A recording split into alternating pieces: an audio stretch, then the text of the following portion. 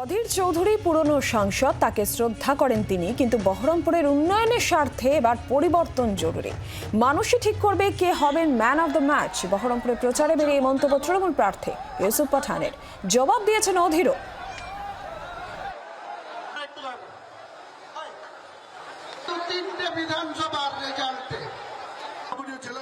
5 साल के एमपी रह चुके अधीर जी, उनका सम्मान करता हूं मैं, लेकिन हर चीज बदलाव के लिए होती है और यहाँ के लोग बदलाव चाहते हैं और यहाँ पे जो डेवलपमेंट होना चाहिए उसके ऊपर हम बात करेंगे, न कि किसके साथ क्या लड़ाई है। यहाँ पे जो डेवलपमेंट होना चाहिए था वो हुआ नहीं है और ममता दीदी ने जो मुझे यहाँ पे चुना है, ममता दीदी और अभिषेक ने मुझे यहाँ चुन के भेजा है और यहाँ पर जिस तरह से मेरा वेलकम किया है यहाँ के ब्लॉक प्रेसिडेंट और जो भी एमएलए है और जितने भी कार्यकर्ता हैं उन्होंने जिस तरह से मेरा वेलकम किया है, दूसरा ये जो मेरी फैमिली है उन्होंने जिस तरह से वेलकम किया है, तो मुझे बहुत अच्छा लग रहा है। उनके कार्यों के लिए मैं यहाँ पर हूँ।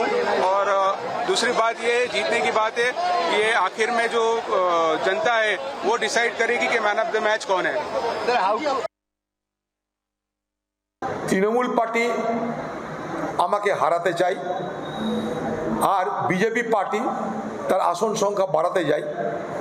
এখানে বিজেপি পার্টির দুটো প্রার্থী, সেই হিসাবে দিদি আর মোদি তারা একে অপরকে প্রত্যক্ষ পরোক্ষভাবে সহযোগিতা করে অধীর চৌধুরীকে হারাতে চাইছে।